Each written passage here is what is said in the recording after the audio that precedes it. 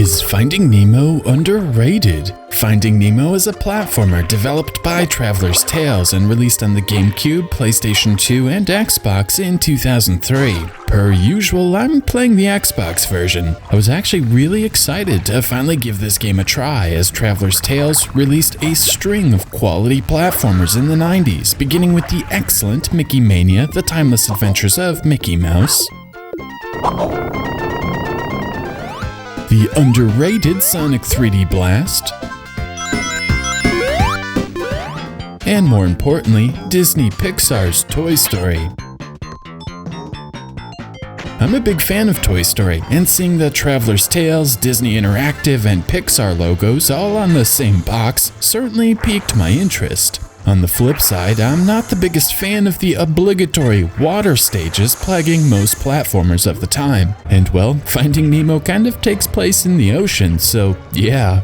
Unlike the aforementioned Toy Story, Finding Nemo didn't exactly light the world on fire upon release, receiving mixed reviews. IGN scored the game a 7 out of 10, stating, "It's colorful and good-looking, provides a good healthy level of anti-stupid puzzles and gameplay techniques, and it's funny and enjoyable to boot." GameSpot agreed, giving the game a 6.2 out of 10, noting, "While there have certainly been worse Disney games in the past, this adaptation of Finding Nemo is just an average game with a few kinks that mar an otherwise decent experience." Finally, the official Xbox magazine scored the game a 4.4 out of 10, proclaiming, "Finding Nemo's only rewarding attributes are the high-quality character models and the perfect license. Everything else needs work." So, is Finding Nemo really this underwhelming? Let's take a look. Being a licensed Disney game, Finding Nemo follows the plot of the film it's based on. The cutscenes between each level are even ripped straight from the film, and because I'm a bit gun-shy when it comes to things like copyright, I'm not going to show much of these. Basically, Finding Nemo follows the plot of the movie, and that is good enough for me. The first level, Going to School, acts as the game's tutorial. Marlin, not to be confused with Marvin, gives some fatherly advice to Nemo, showing us the two main gameplay styles offered in the game: side-scrolling and third-person. The bubbles we are supposed to swim through gave me flashbacks of nights, but they really act as collectibles and nothing else. The game also teaches us we can pick up small objects and drop them, in this case a pearl into the mouth of a clam. The second level, Field Trip, continues the tutorial. At various points throughout the adventure, a question mark will appear, alerting us to press the action button to make something happen, like hiding in coral, for example. Finally, Nemo's primary form of attack is nudging a bubble into clams and other creatures. Once encapsulated, you can dash into the bubble to defeat the enemy. Enemies will usually drop collectibles and, more importantly, plankton. The plankton act as hit points, so you definitely want to make sure you have a few of these at all times. The final gameplay element is the bouncing. At various points in Finding Nemo, the controls will change from swimming to bouncing. Simply point the joystick in the desired direction to bounce to the next platform. It's a bit odd to be bouncing in the ocean, but the change in gameplay style is a nice diversion and works well enough. Moving on, we arrive at Drop Off. Here, Finding Nemo stops holding our hand and finally lets us play without interruption. The majority of the levels are broken into multiple segments with various gameplay styles. For example, the first half of Drop Off is a side-scrolling stage, having Nemo dodging heat vents, taking out enemies, and collecting trinkets on a linear path from left to right. The second half of the level is a third-person stage, with Nemo racing up the anchor chain so he can touch the boat. You'll also notice the water has current, which pushes Nemo left or right. You'll have to fight the current to avoid obstacles, while also trying to swim through the bubble rings. The level ends with a chase sequence. Sometimes the third-person sections work in reverse, with something chasing our hero as they swim towards the screen. In any case, Nemo of course gets captured, and the real adventure kicks off. Mask Chase changes things up as we now take control of the main character from the movie, Marlin, except he controls exactly the same as Nemo. Seems like a wasted opportunity, if I'm honest, but oh well. To keep the underwater stages fresh, Traveler's Tales sometimes implements a timer, forcing you to move quickly through the underwater obstacle course, adding a small bit of tension to the straightforward gameplay. The stage ends with a chase sequence where you need to avoid the oncoming fish. This brings us to Catch Dory. As we've seen so far, Traveler's Tales did an adequate job mixing up side-scrolling stages with third-person stages, even throwing a few wrinkles to the gameplay like timers or races against other characters, but the Catch Dory stage offers my least favorite wrinkle in the entire game. As you can see, there is a bar at the bottom of the screen. The character you are chasing, in this case Dory, will drop rings you have to swim through, which are different than the bubble rings we've been swimming through thus far. You have to swim through these rings or the other character will get farther away. Miss too many and you lose, and have to restart the level. Needless to say, swimming through rings in a chase sequence isn't exactly riveting gameplay, and these always seem to go on for way too long.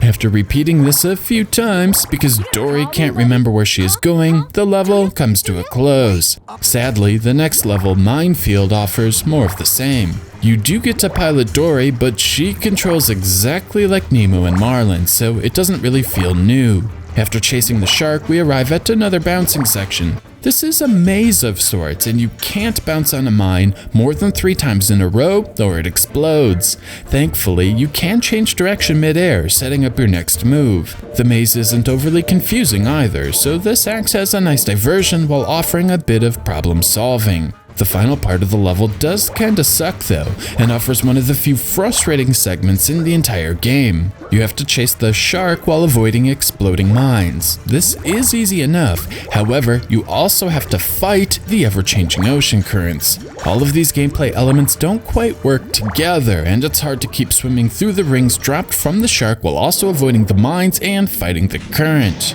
The first 6 levels in Finding Nemo really aren't very strong. The side-scrolling stages offer very little in the way of challenge or player engagement, and the third-person areas are about as basic as it gets. It leaves a bad first impression for sure, and Finding Nemo certainly falls short of what Traveler's Tales was able to create during the 16-bit era. Things do get better, however. Level 7, Submarine, finally offers what I would consider a real level. The level switches back and forth between third-person levels, where you have to dive out of the way when an exclamation point appears on the screen, and side-scrolling levels. These side-scrolling levels have branching paths, complete with simple objectives. If you take a few moments to explore, you'll find plankton, offering much-needed hit points, as well as buttons. Dashing into the buttons will open up the submarine door at the end of the stage. Things are so good that I felt compelled to actually attempt to complete some of the side objectives offered by the game. The first of which is grabbing one of 3 colored pebbles and dropping it off into the designated area. Completing the task will earn you a star, one of 60 stars you can actually acquire throughout the adventure. Submarine also offers a few puzzle elements. Literally, twice you are forced to solve a basic 3x3 slide puzzle in order to progress. Perhaps Traveler's Tales took puzzle solving a bit too literally. Submarine also offers some basic platforming hazards, and you have to stop, recognize the pattern, and then swim through when it's safe. This isn't revolutionary or even impressive, but it's nice Finding Nemo has finally started offering some actual compelling gameplay. Next up, we check in on Nemo, who is now trapped in an aquarium located in a dentist's office. The level is called Hide and Seek, which is exactly what the level entails. For the most part, you have to pay attention to the little question marks and press the action button, revealing a character you need to find. In another section, you have to grab a key to unlock a chest, solve a slide puzzle, and knock coconuts off the fake tree using the dash maneuver. Again, I'm not saying this is a great piece of gameplay design by any stretch, but I do like how you have to use all of your previously learned skills to complete the level. It's thoughtful, which is nice. The thoughtfulness doesn't end here with Mask Search. This level opens with a timed side-scrolling section, but sandwiched between these are the best segments in the entire game. Up until now, Nemo, Dory, and Marlin have all controlled exactly the same, with virtually no differences between them. However, Mask Search contains puzzles actually taking advantage of the differences between Dory and Marlin, namely their size. You have to tag team back and forth between the two, with Dory opening levers too large for Marlin, and Marlin entering pipes too small for Dory to swim through. It's somewhat clever if I'm honest, forcing you to use your noodle to solve basic puzzles, without straying completely away from the core gameplay, like the strange sliding puzzles. Again, as I found the level engaging, I actually took my time, nabbing each and every bubble ring, as well as taking the 3 colored rocks to their appropriate receptacles. Sadly, this This tag team style mechanic is never again repeated. Anglerfish Chase is next, which is exactly like it sounds. Simply swim and dodge the enemy when an exclamation point appears on the screen. 2.5 minutes later, and the level is over. Mount Wanahakalugi brings us back to Nemo in the aquarium. After an obnoxious third-person section where it's impossible to tell if you need to take the high path over the bubbles or dodge underneath them,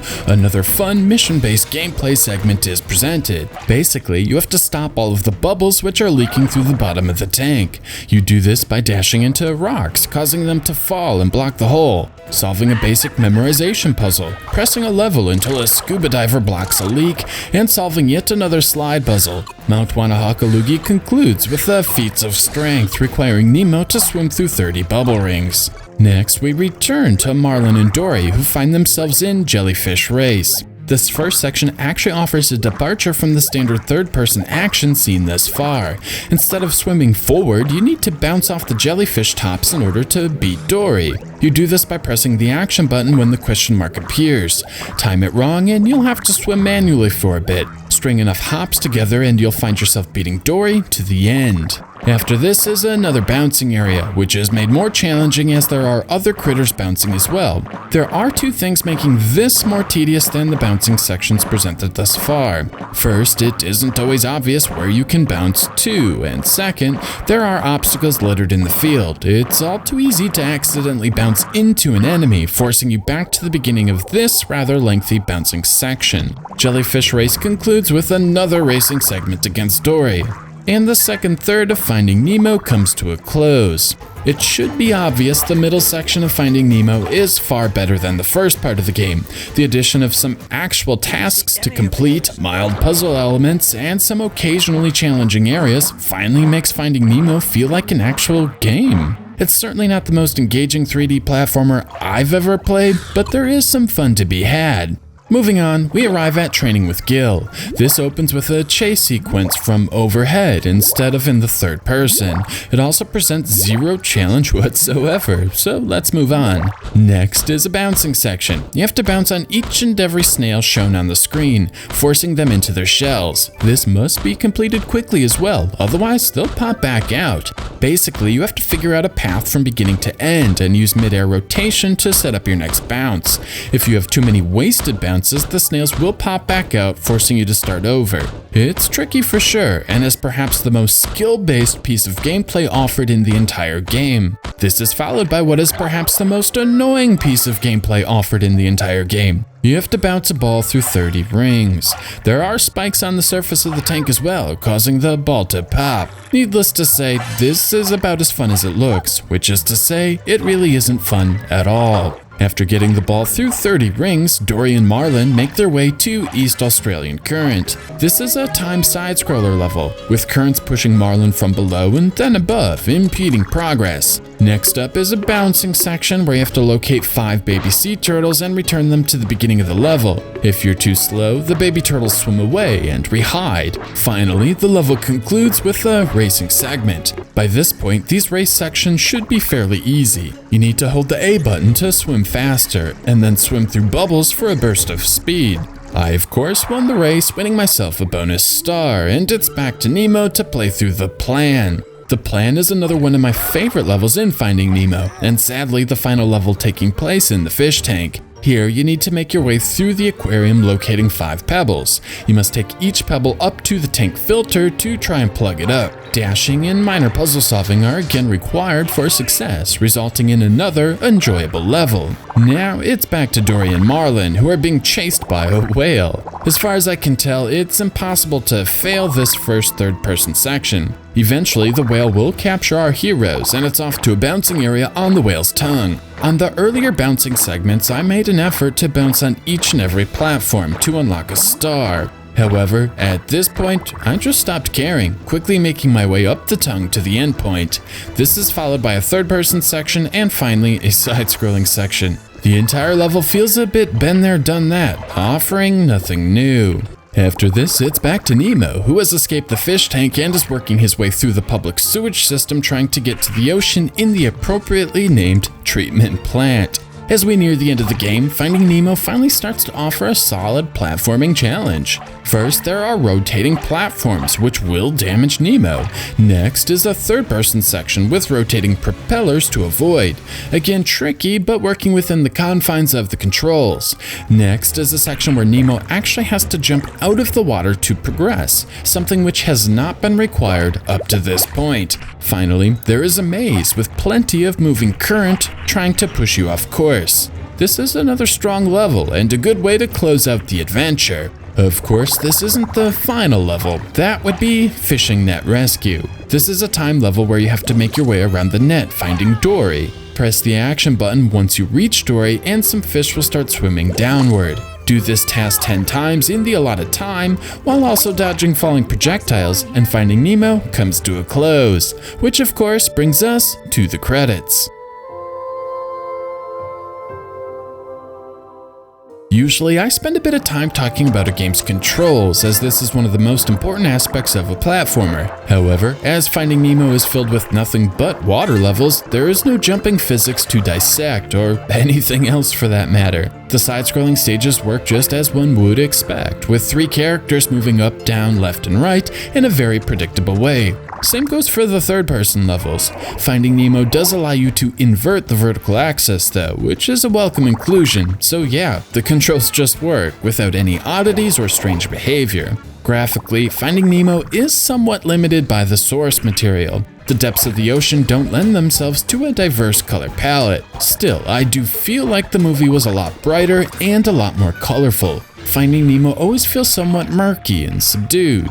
On the bright side, the frame rate is rock solid. In searching through my recorded footage, I could not find a single instance where the game dropped from a buttery smooth 60 frames per second. This, combined with the 480p resolution and extremely smooth animation, definitely help it feel like a step above a PlayStation or Nintendo 64 game, but Finding Nemo is hardly pushing the system to its limits, and there are much better looking platformers on the hardware. Now, I have not played the GameCube or PlayStation 2 versions of Finding Nemo. From what I gather, those versions may have some frame rate issues, but again, I haven't played them. I've also heard reports there are some extremely long load times, possibly nearing the 3-minute range. The Xbox version does not experience this issue either, with most load screens being around 5 seconds long, hardly an issue. Depending on which version you play, your experience may differ. About the last thing to discuss is the soundtrack. At times, Finding Nemo features some memorable orchestrated sounds, capturing the mood and atmosphere of the level at hand.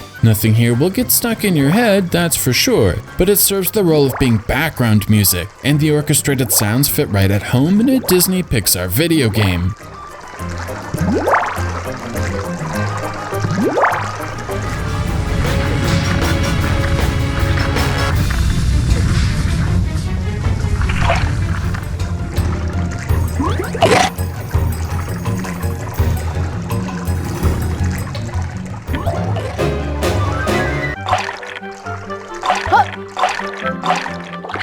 This brings us back to the question asked at the beginning of the video: is Finding Nemo underrated? I came into Finding Nemo hoping the reviews from 2003 were simply being too harsh, perhaps labeling the game as a licensed title cash grab without really giving the title a fair shake. After all, Traveler's Tales had made some awesome Disney games in the 90s, and currently makes a never-ending stream of successful LEGO titles. However, Finding Nemo falls short in nearly every way. First, the third-person sections are just not fun to play. Racing forwards and backwards through bubble rings with occasional obstacles thrown in is not an entertaining experience. These are about as linear as it gets, with just an occasional input required by the player, either dashing through an obstacle or avoiding an attack. The racing ones, where you have to make your way through the rings left by the character you are chasing, are even worse, with the penalty for missing one being a longer level through a never-ending loop. In short, all of these feel tedious. It should have been obvious to the developers right away the side-scrolling levels were far stronger. and these third-person levels should have been scrapped altogether. So, with half the game being tedious, we're left with the other half, the side-scrolling levels. Unfortunately, these are a mixed bag and certainly not good enough to carry the entire game. I guess what is so disappointing is there are some strong levels, with fun missions to complete or clever puzzles to solve. Unfortunately, these are few and far between. A vast majority of Finding Nemo's 4-hour runtime is, well, boring. You just make your way through the levels with little in the way of challenge or engagement, and it all feels like a waste of time. The completion bonuses don't make things much better. The few times I did go out of my way to collect every single ring bubble, bounce on every single thing, or locate the 3 pebbles and return them to the appropriate platform just wasn't worth it. Here is one of the bonus stages unlocked. Yeah, a 4x4 sliding puzzle. Thanks game, thanks a lot. So no, Finding Nemo isn't underrated at all. In fact, I'd say it's overrated, and the critics of 2003 were far too easy on this game. The only thing above average is the soundtrack. The graphics are just mediocre, and the gameplay is less than satisfying. Finding Nemo has a few bright spots, but as a whole, it is a below-average platformer that couldn't escape the challenge of creating a game filled with water levels, and fails to live up to what I expect from Traveler's Tales.